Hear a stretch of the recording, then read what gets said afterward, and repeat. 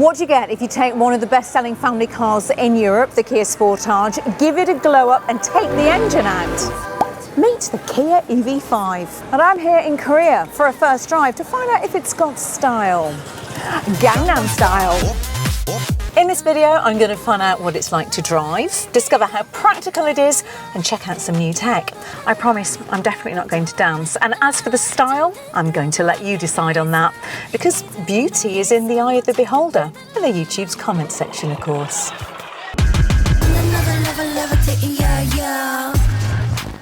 So the EV5 is slightly larger than the Kia Sportage, and I reckon at just over 4.6 metres long, it hits a bit of a sweet spot. It's longer than a Ford Explorer, so you get more space inside. A little bit shorter than a Model Y, so it makes it a bit easier to drive around towns and cities. It's also, as you can see, quite tall, taller than most of its rivals. So inside you're sitting in a proper SUV driving position, which may or may not work for you. A bit more on that later. And of course, as I said, it's got the prerequisite Kia design features. Boxy looks, angular lines, distinctive daytime running lights. Round at the back you get a rear spoiler which extends past the rear window, helping with the all-important aerodynamics. The rear tailgate is clean and simple but also nice and wide. And of course there are star map LED lights which are unique to the EV5. This is the standard colour, pearl white. There are 4 other choices available on each trim, which will set you back £650.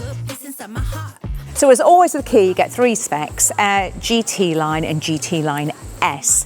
Now all of those come with an 81.4 kilowatt hour battery. It has a 78 kilowatt hour usable capacity with a range of almost 330 miles. So just in case you're wondering, usable battery capacity is the portion of the car's battery which is used for powering the car for driving.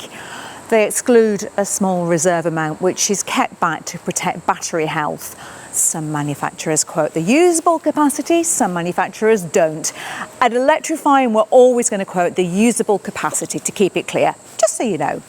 Now, there will be a smaller battery in some parts of the world. We're not going to get that in the UK, though, at the moment. Pricing? Well, if you go for the entry-level Air model, that starts at £39,295. That means it undercuts entry-level versions of most rivals. The Ford Explorer is the same price, but the entry-level only gets 233 miles. Only the Vauxhall Grandland offers a similar range for just under £2,000 less. The higher spec models of the EV5 make slightly less sense to me. Go for the top of the range GT Line S and that jumps to just over £47,000, about the same as the top spec Enyaq, slightly less than the long range Model Y, although both of those cars will give you more range for the money. Okay, let's kick off with the driving position. Now, as I said, this is a true SUV. It's nice and high, you've got that commanding view of the road, got good visibility all round. It really suits me because I'm quite short. I suspect that if you are taller, you may feel a little bit perched up here, because you do feel like you're up here. And that's partly because of the positioning of the battery underneath. Now, this car has got a 160 kilowatt motor driving the front wheels. Same setup as the EV3. That gives 0 to 62 in about 8.4 seconds. Top speed is just over 100 miles an hour. It's not earth-shattering, but it's perfectly fine for everyday driving. At the moment, we're only getting the single motor version in the UK. There is a dual motor version offered in different markets. I suspect we'll get that down the line as well. And that, of course, will offer a lot of extra punch. Although, to be honest, I'm just not sure it needs it.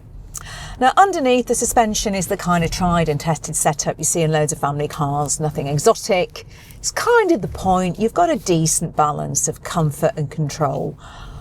What I will say, though, is that while it's fine on smoother roads and motorways, it does pick up some lumps and bumps on the road.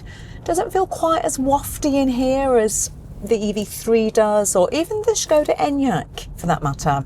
I think I also prefer the rear-wheel drive motor setup that you get in cars like the EV6, the EV9, the Skoda Enyaq. It gives you slightly sharper handling, but it feels fine. It holds the road well. There's very little body roll going into the corner. The steering is quite heavy, I think, not as light as in some. I quite like that, though. I prefer a bit more feedback to my steering. Of course, you get all the driving modes you get across all Kia's range. You can set them up here with the little button on the steering wheel, and there's one you can set to your own preferences. And you've got the flappy paddles on the steering wheel to set the brake regen to your personal choice. Safety kit. Pretty much everything there is, as always, is standard across the range, including Kia's adaptive cruise control system, which is standard, very dependable, and it just seems to work really well. Oh, and it's got the excellent Kia headrests that we first saw in the Kia EV9. They are so comfortable. Best in the business. Efficiency? Quite frankly, we didn't spend long enough behind the wheel of the EV5 to judge it properly, so we'll report back when we spend longer in the UK. So let's take a quick look around the interior. Now, I did a really deep dive into this when we saw this car in studio, and that video is here on the YouTube channel if you do want to know more details. And of course, over at electrifying.com, we've got the full review with all the details of what's included in the different specs. So this is the entry-level version. This is the Earth here in Korea. In the UK, we'll know it as the Air. And just like the outside, it is straight out of Kia's family album, isn't it? Everything is incredibly familiar. So you've got this centre console, you've got the storage under there that I always imagine is going to be deeper than it actually is. Two decent sized cup holders with all the caffeine in that we need with jet lag on the trip to Korea. You've got wireless charging, the storage down there, or your USB ports. Again, we've got the recognisable screen set up. Two 12.3-inch screens on the outside with the smaller one on the inside with the climate control on, because you know what, 2 screens is just never enough, is it? You just need a third as well.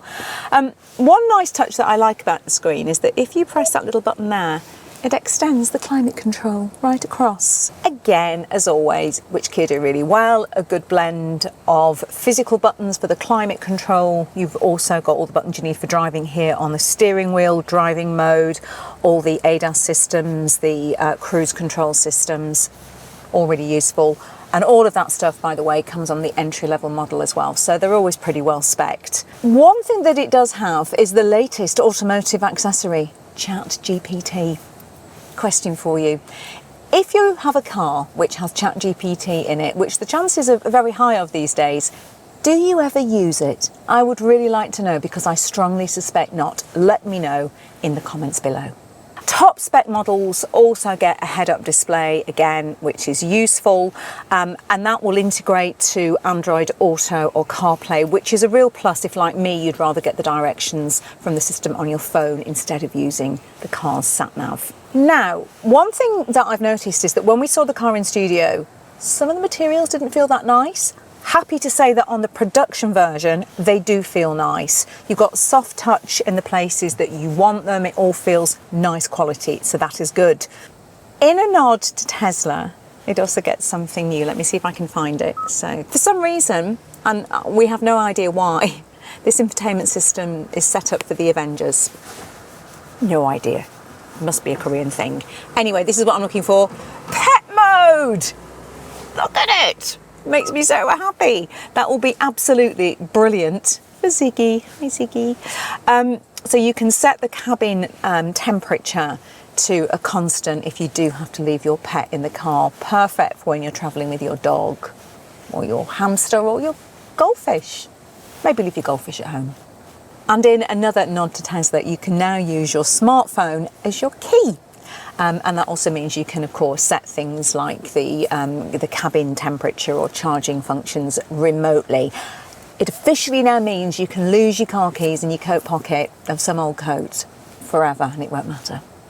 And luckily for me, the back seats double as a mobile office. This is good, isn't it? Look at this. This tray folds out, and you know, sometimes they feel really flimsy, don't they? Like the kids will just snap them off anyway. This isn't going anywhere, it's so solid. So nice tray for putting things on, snacks, games, but also you could rest a tablet in there as well, couldn't you? I like that. I think that's clever. Again, it's straight out of the Kia playbook. You've got charging ports on the side of each seat. You've got the Kia thing that they do, which I really like, which is the ability to move the front passenger seat backwards and forwards remotely. You can do that, of course, from the driver's seat, which is really handy if you've got kids in the back. And this is the reason why I always think there's a bigger centre console storage than there is because you get it in the back instead, which is nice. So this pulls out, you've got a little, I guess you've got a bin or for keeping snacks in, all of that stuff. You have 2 Isofix child seat points on the outside seats. Sadly, there's no option of a third Isofix in the front passenger seat, as you find on a lot of family cars these days. One neat feature, though, is the child locks. They can be operated electronically from the driver's seat in the front. Again, really handy. So yeah, it's really nice and bright and airy back here. Thanks, of course, to that lovely panel roof, which of course is an option. But generally, because it is tall, you've got really good head height in here. Also very good leg room as well. Now the seats recline. I got a bit trapped in them when we saw this in the studio, so let's test it out this time. Oh no, it's working perfectly. So yeah, it can be more upright or you can be down. Given that I've got jet lag, I'm going to be down. Just discovered some really devastating news. Forget what I told you about those. They're great, but they're not coming to the UK. So the EV5 has quite a strong boot game, 566 litres of space, and that triples if you fold the rear seats down, and they do fold completely flat.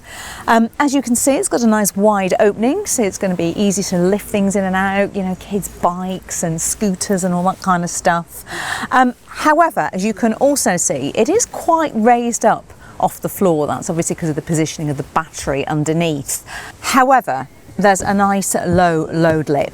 And let me show you something else. If I jump out underneath here, you've obviously got this false boot floor, so you've got good compartment under there, and you can lower it as well if you like. So it's pretty practical in terms of space.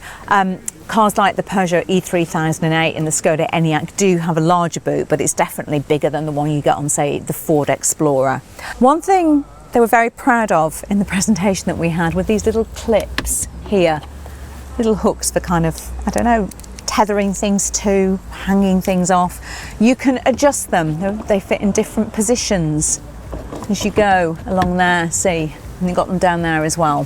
One useful thing that it does have, though, is a frunk, which a lot of rivals in the class, other than of course Tesla, don't have. It's a modest 44 litres, but it's very handy for chucking your charging cables in or your dirty football boots, particularly if those football boots smell as badly as my sons do. Sorry, Zach, but they do really stink.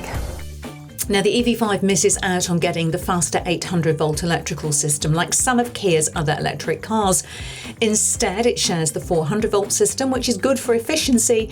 Charging maxes out at 150 kilowatts on a rapid charge. Now, that's not such a big deal when you compare it to some of the competition, although the Ford Explorer and Teslas can take higher speeds.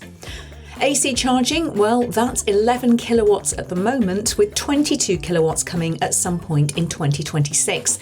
And let's not forget Kia's brilliant 7-year, 100,000-mile warranty, which also gives up to 8 years cover for the battery pack and motor.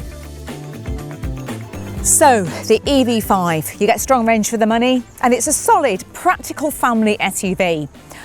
Look, it's not groundbreaking, but that, I think, is exactly the point about this car. It feels very familiar, like the electric Sportage we all expected. And I reckon that familiarity is the thing that will finally convince a lot of people to make the switch.